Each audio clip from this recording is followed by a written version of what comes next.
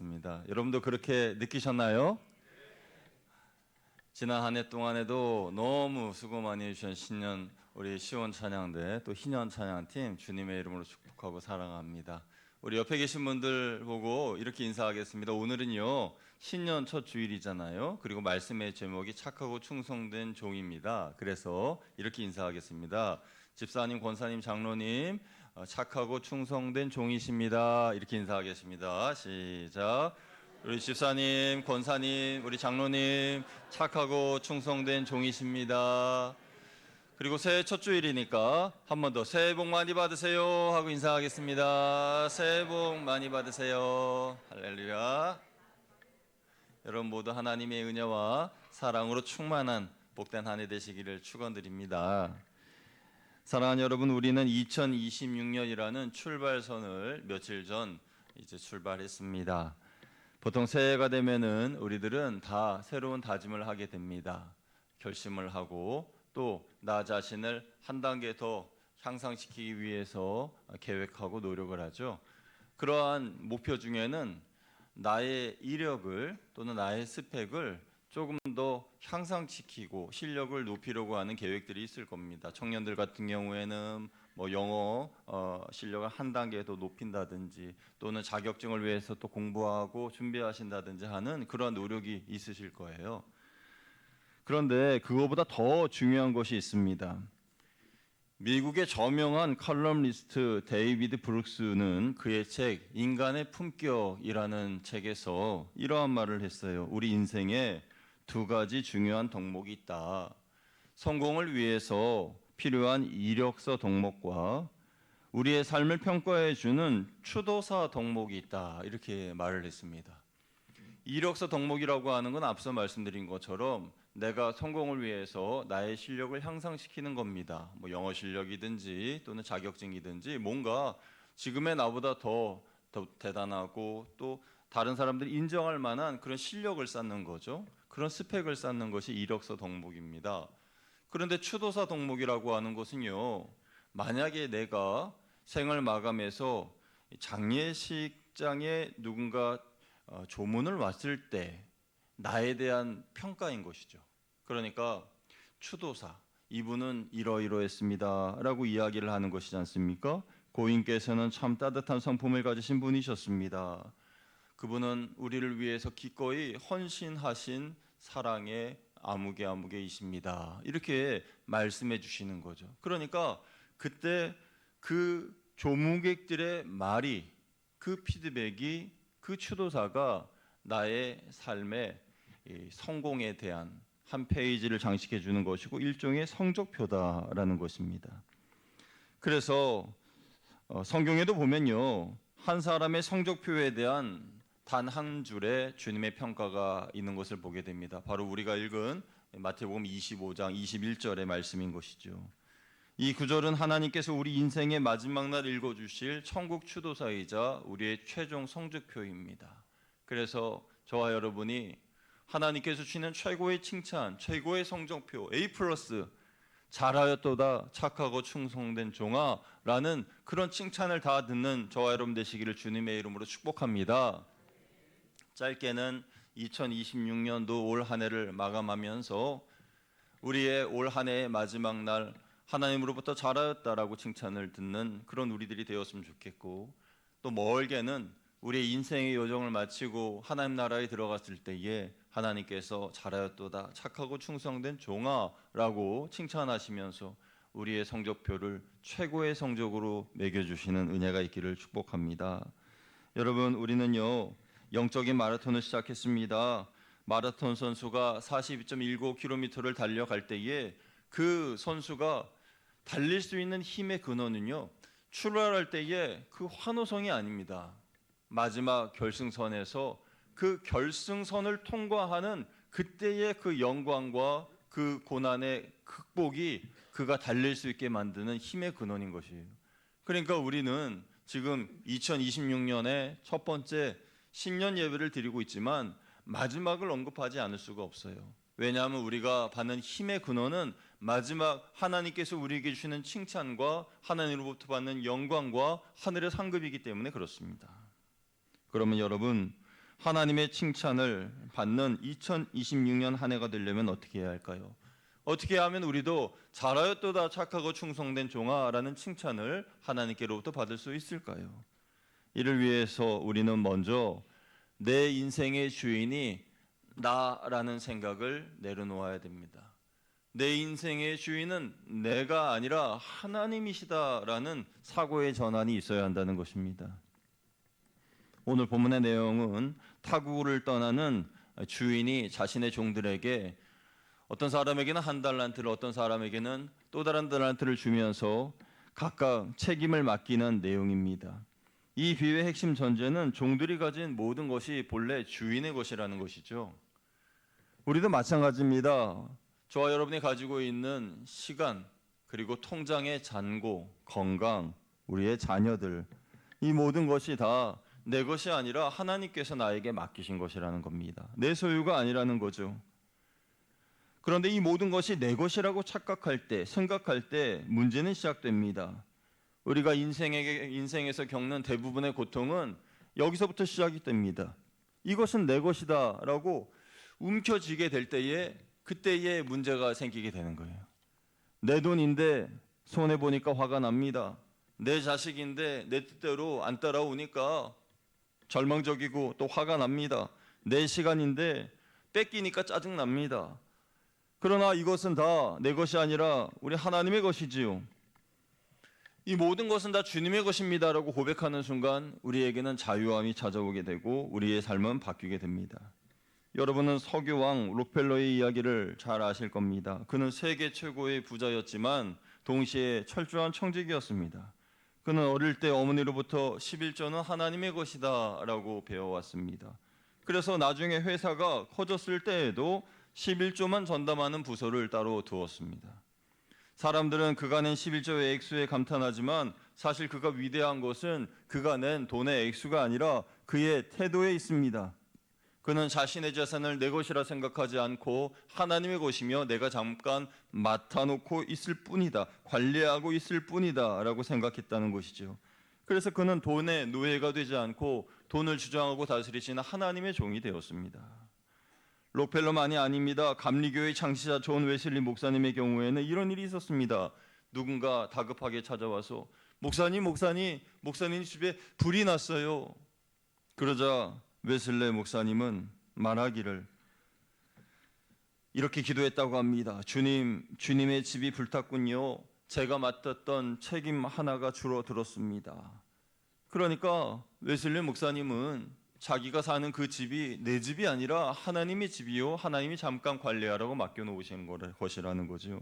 그래서 잃어버려도 절망하지 않고 많이 가졌다고 교만할 리도 없었다는 것입니다. 사랑하는 여러분 다 명함 가지고 계십니까? 그 명함에 보면은 여러분의 직책이 있습니다. 대표이사 아무개, 회장 아무개, 사장 아무개. 그런 직함 옆에 괄호로 하나님의 관리인 아무개 이렇게 적어보면 어떨까요? 여러분이 운영하시는 회사나 또 사업장이나 그런 모든 직함 옆에 나는 하나님의 관리인으로서 하나님이 맡겨주신 그 일을 담당할 뿐입니다 라는 신앙의 고백을 하면 어떨까요? 그것이 바로 착하고 충성된 종의 첫걸음이고 그렇게 모든 소유와 권리를 하나님께 이양하는 것이 청지기의 삶의 첫 번째 발걸음인 것입니다. 그렇게 우리에게 주어진 건강이나 시간이나 물질 그리고 직분 이 모든 것은 내 것이 아니라 하나님의 것임을 인정하는 것, 여기서부터 믿음의 첫 발걸음은 시작됩니다. 그러므로 우리가 아침에 일어나서 제일 먼저 여러분은 이렇게 기도해 보십시오. 주님, 오늘 저에게 허락하신 생명과 시간은 제 것이 아닙니다. 오늘 만나는 사람도 제가 쓸 돈도 다 주님의 것입니다. 나의 주인이신 주님의 뜻대로 사용하여 주옵소서. 만약 이렇게 기도해도 나의 소유권을 드리기가 어렵다면 이렇게 한번 해보십시오. 여러분이 가장 아끼는 물건이나 소중한 것, 비싼 것, 값나가는 것 거기에다가 이것은 하나님의 소유라는 스티커를 붙여보시기 바랍니다. 여러분이 정말로 아끼시는 자동차, 그 값비싼 자동차 핸들에 이것은 하나님의 소유라는 스티커 라벨을 딱 붙여놓고 운전해 보십시오. 그러면은 이 자동차는 하나님의 소유구나. 여러분이 가장 귀하게 여기시는 명품 가방에 하나님의 소유라고 하는 스티커를 딱 붙여놓으십시오. 그러면은 이것은 하나님의 가방, 하나님의 소유구나 이렇게 생각할 수 있겠고, 또 반대로 염려하는 마음도 마찬가지입니다. 자녀에 대한 염려가 많으시죠, 부모님들은. 그러면 자녀의 문, 방 앞에 누구누구는 하나님의 자녀, 하나님의 소유라고 딱 붙여놓어 보십시오. 걸어놔 보세요. 그러면은 그 자녀의 방문을 열고 닫을 때마다 우리 애는 하나님의 소유지, 하나님께서 지켜주시지, 하나님이 돌봐주시지, 이런 생각을 하게 될 겁니다. 여러분, 하나님의 소유라는 것이 이렇게 중요하고 하나님께 모든 소유를 맡길 때에 나는 자유로워집니다. 그런데 오늘 본문 말씀을 보니까 우리 주님께서 비유로 말씀하시는 이 종이 칭찬받은 이유는 두 가지입니다. 그것은 바로 착함과 충성됨이라는 것이죠. 착함과 충성됨, 그것 때문에 칭찬을 받은 거예요. 주님은 착하고 충성된 종들이 칭찬을 받는다고 말씀하셨습니다. 그러면 착하다는 것은 무엇입니까? 착하다는 것은 도덕적으로 선하고 윤리적으로 흠 없다 이런 뜻이 아니라, 원어의 의미는 주인의 마음을 오해하지 않고 그 선한 의도를 신뢰하는 것을 말합니다. 그러니까 한 달란트 받은 사람은 주인의 마음을 오해했습니다. 주인이 타국에서 돌아왔을 때에 네가 왜 그 달란트를 땅에 묻어두었느냐라고 물어보았을 때 그는 당신은 심지가 굳은 사람이라, 마음이 굳은 사람입니다, 이렇게 이야기를 했어요. 이 말은 무슨 말이냐면 당신은 인색하고 깐깐하고 실수하면 가차없이 처벌하는 무서운 사람이기 때문에 내가 달란트를 땅에 묻어놓았다는 거예요. 여러분, 하나님도 여러분 이렇게 생각하시면 안 됩니다. 한 달란트 받은 사람은 주인을 그렇게 오해했습니다. 하나님은 그런 분이 아니세요. 만약 하나님을 우리가 작은 실수에도 우리를 가차없이 처벌하시고 혼내시는 분, 그런 분으로 이해하게 되면 우리의 신앙생활은 참 어려워집니다. 그렇게 되면 예배가 노동이 되고 봉사가 형벌이 됩니다. 두려움 때문에 혼날까 봐 하나님께 받은 달란트를 땅에 묻어두죠. 하나님은 그런 분이 아니십니다. 반대로 칭찬받은 종들은 주님에 대해서, 그 주인에 대하여 어떤 마음 자세를 가지고 있었습니까? 그들은 주인이 나를 믿는다는 생각을 하고 있었어요. 나를 믿으시기 때문에 이렇게 큰 달란트를 주신 것이지 라는 생각을 했다는 것이에요. 나를 믿고 달란트를 맡겼기 때문에 주인의 마음, 주인의 기대에 부응하여서 믿음으로 도전할 수 있었다는 겁니다. 오늘 새해 첫 번째 신년 예배를 우리가 드리면서 예배 설교 후에 우리는 재직 선서와 또 신임 집사 임명과 또 봉사자 청지기 임명을 하게 될 것입니다. 여러분, 임명 받으실 때에 내가 임명받는 것이 교회에서 임명하는 것이라 생각하시면 큰 착각입니다.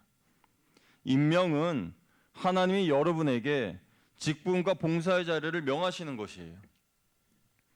맡을 사람이 없어서 맡기신 것이 아니라 여러분을 특별하고 믿음직스럽게 보셔서 귀한 달란트를 맡기신 것입니다.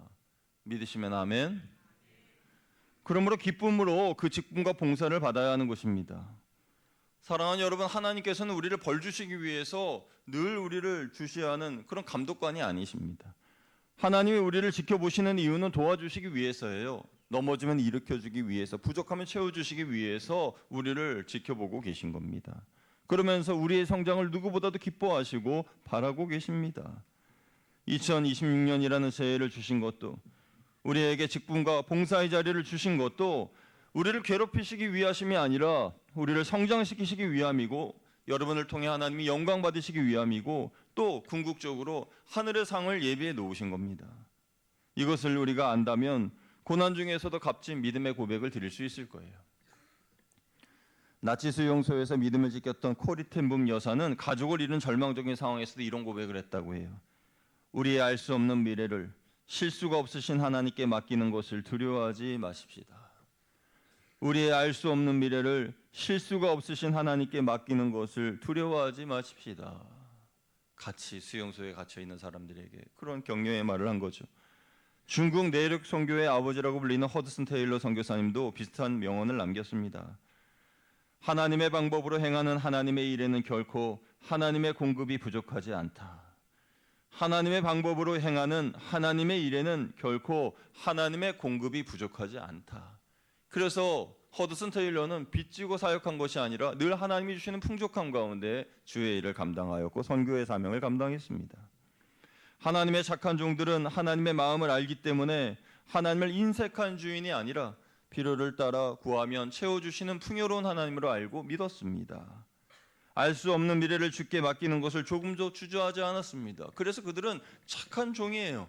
주님의 마음을 잘 이해하고 그 마음의 뜻을 준행하는 사람들이기 때문에 착하다는 것입니다. 그래서 칭찬받았습니다. 만약 이 착한 종들이 뭔가 그 달란트를 가지고 사업을 하거나 또 뭘 할 때에 실패했다면 그 주인은 뭐라고 말했을까요? 아마도 책망하지 않았을 겁니다.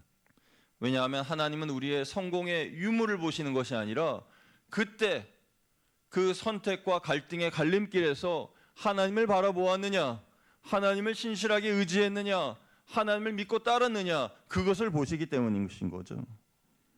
그러므로 주님의 착한 종이 되기 위해서는 염려가 밀려올 때에 염려를 그냥 두지 말고 기도로 바꿔야 됩니다. 올해도 사업이 안 되면 어떡하지? 새해가 되었는데 별로 경기가 좋아지는 것 같지가 않아. 그런 생각이 들면 바로 그 자리에서 이렇게 기도하십시오. 주님, 제 사업의 공급처는 주님이십니다. 주님이 이 사업을 책임져 주실 줄 믿습니다.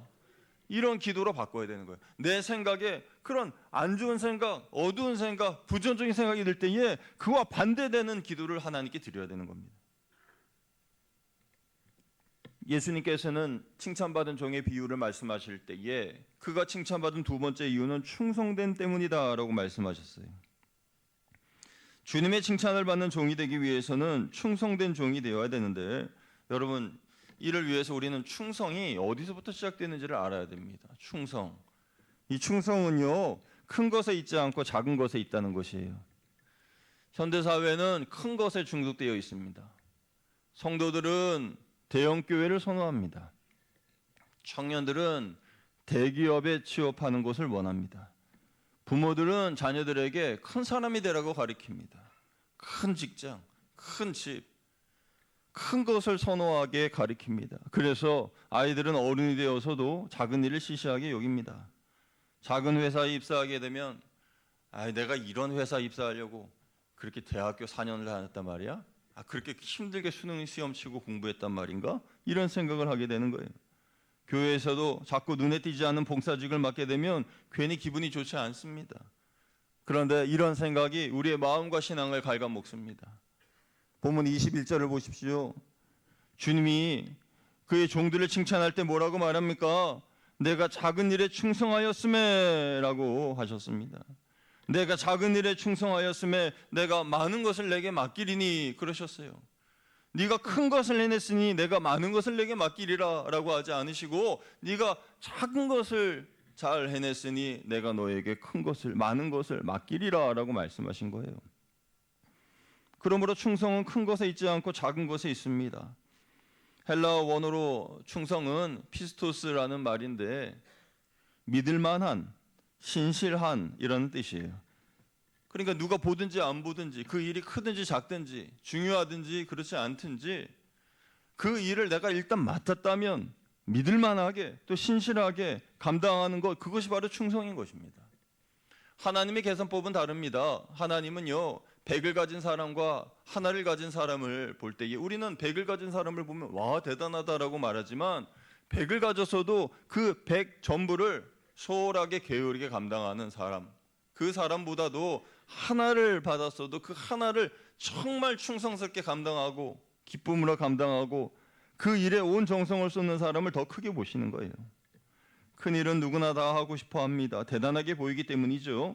하지만 아무도 알아주지 않는 작은 일을 기쁨으로 감당하는 것은 오직 진짜 하나님의 종들만이 감당할 수 있는 거예요. 하나님은 그 작은 일을 소명의식을 가지고 감당하는 이들을 더 대단하게 보십니다.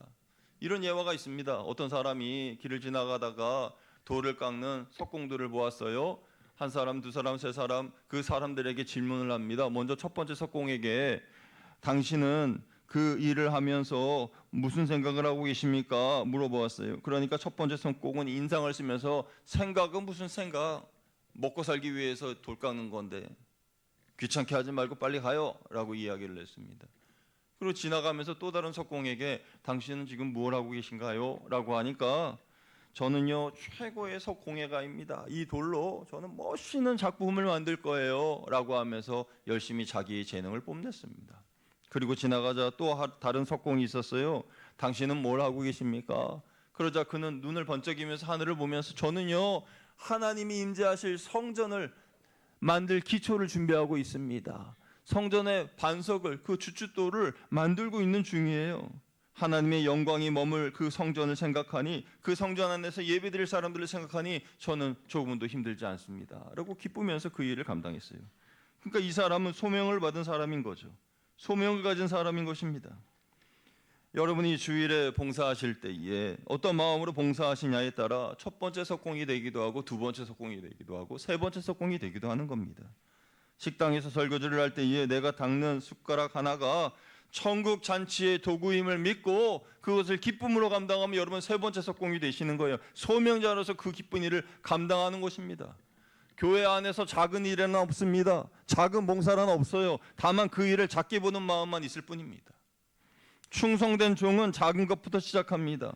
거창한 계획은 작심삼일이 되기 쉽지만 작은 것은 지금부터라도 실천할 수 있는 거예요. 예배가 끝나고 힘든 걸음으로 예배당을 나오시는 분들을 위해서 엘리베이터를 누르고 잡아주는 그 작은 행동, 그것이 충성입니다. 주차장이나 문 앞에 떨어진 휴지를 줍거나 예배 전에 일찍 와서 흐트러진 예배의 줄을 바로 잡고 혹시라도 예배 분위기에 환경에 조성에 뭐 어려운 건 없는가 살펴보는 그런 마음, 그게 충성인 거예요. 그런 일을 감당할 때에 나는 충성된 하나님의 종이 되는 겁니다. 또한 충성된 종은 아무도 모르게 선행을 하는 사람들입니다. 그래서 오른손이 하는 일을 왼손이 모르게 하죠. 여러분이 그들 중 한 분이라면 지금 여러분은 누군가를 섬기고 계실 겁니다. 그렇게 하나님과 나만이 아는 비밀스러운 충성이 쌓여갈 때에 우리의 영혼은 성장하고 하나님의 베푸실 상급은 더 커지는 것이죠. 그런 분들은 사람들이 나를 알아주지 않는다고 해도 서운해야 하지 않아요. 왜냐하면 하나님이 보고 계시니까. 하나님이 우리를 보고 계시니까 사람이 알아주지 않는다고 해도 서운할 거 하나 없는 거죠. 오히려 기뻐합니다. 그렇게 오른손이 하는 일을 왼손이 모르게 한다고 해도 여러분 365 영성운동의 실천 카드는 꼭 제출하셔야 됩니다. 그래야 구역 점수에 반영됩니다. 실천표에 체크한다고 해서 여러분의 선행이 공개되는 것은 아니니까 꼭 제출해 주시길 바랍니다. 주님은 착하고 충성된 종들을 칭찬하시면서 그들이 받을 축복에 대해서도 말씀하셨습니다. 그것은 내 주인의 즐거움에 참여할지어다 라고 말씀하셨어요. 내 주인의 즐거움에 참여할지어다. 여러분 이런 가슴 벅찬 초대가 어디 있습니까? 내 주인의 즐거움에 참여할지어다. 이 초대는 짧게는 2026년 한 해를 마칠 때에 하나님께 받는 상이고 길게는 우리가 하나님 나라에 들어가서 받을 상인 것이죠. 여러분 우리 앞에 놓인 2026년은요 새하얀 도화지와 같습니다. 우리는 이 백도화지에 두 가지 재료를 가지고 그려나가는 거예요. 하나는 착함, 하나는 충성됨. 착함으로 그려나가고 충성됨으로 그려나가고. 그래서 이 새해가 맞춰질 때에 2026년이 맞춰질 때에 저와 여러분은 모두 다 하나님께서 칭찬하시는 잘하고 충성된 종, 착하고 충성된 종, 이런 칭찬을 받는 저와 여러분 되시기를 축원드립니다. 수고했다, 참 잘했다, 너는 나의 영원한 기쁨이야, 이런 소리가 우리 귀에 들려지게 되기를 주 예수 그리스도의 이름으로 축원드립니다. 아멘. 기도하겠습니다. 하나님 감사합니다. 하나님의 은혜로 신년 첫 번째 주일 예배를 드립니다.